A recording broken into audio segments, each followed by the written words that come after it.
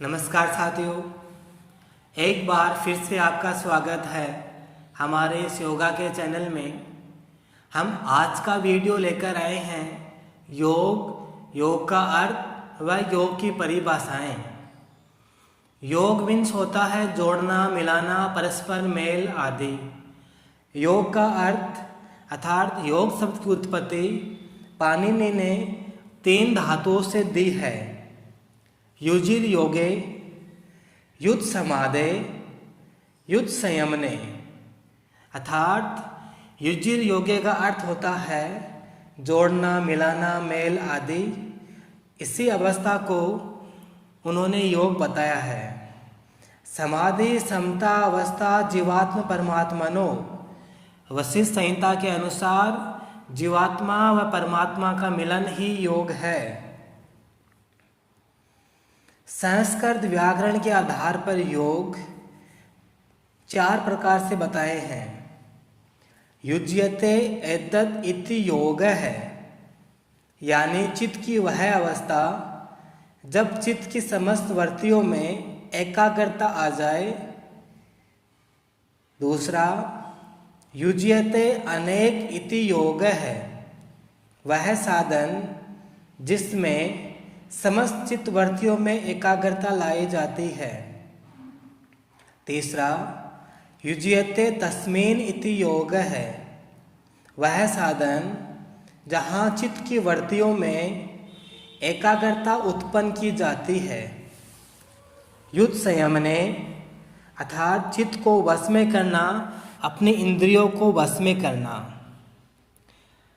अब योग की परिभाषाएं।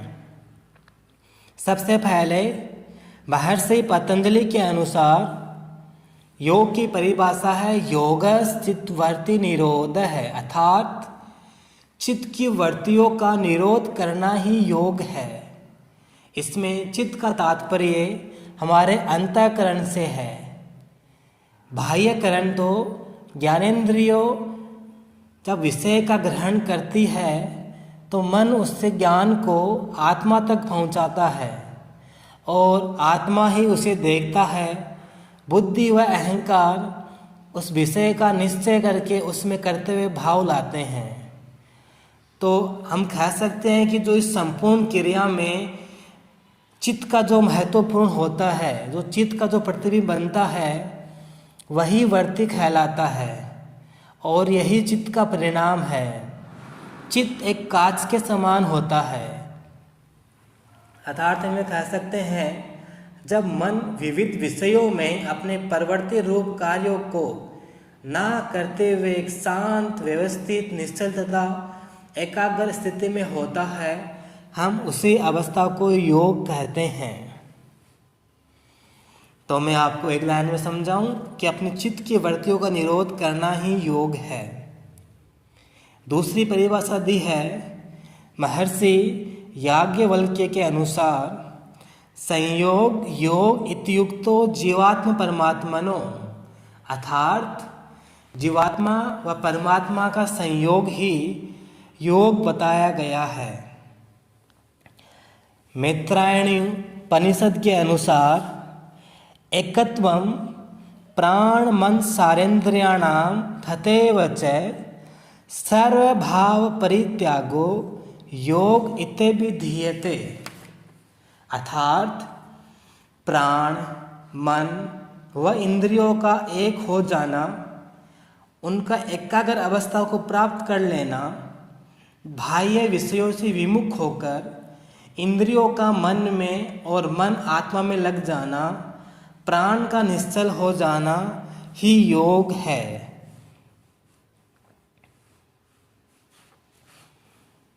तो हम कह सकते हैं कि योग यही है कि हमारा मन व इंद्रियों का एक हो जाना ही योग बताया गया है। निर्वाणोपनिषद के अनुसार योग की परिभाषा है योगेन सदानंद स्वरूप दर्शनम।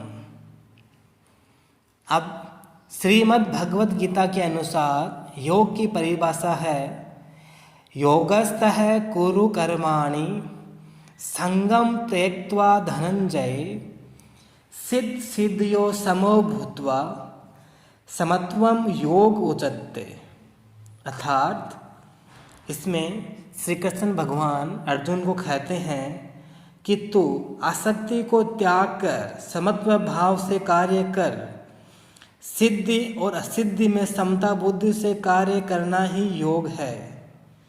सुख दुख जय पराजय आदि द्वंद्वों से एक रस रहना ही योग है।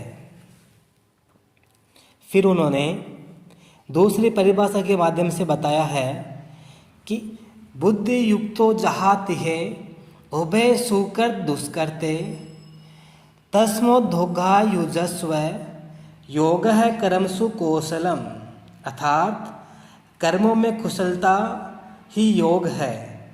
कर्म इस कुशलता से किया जाए कि कर्म बंधन न कर सकें, अर्थात हम अनासक्त भाव से कर्म करते रहें, वही योग बताया गया है।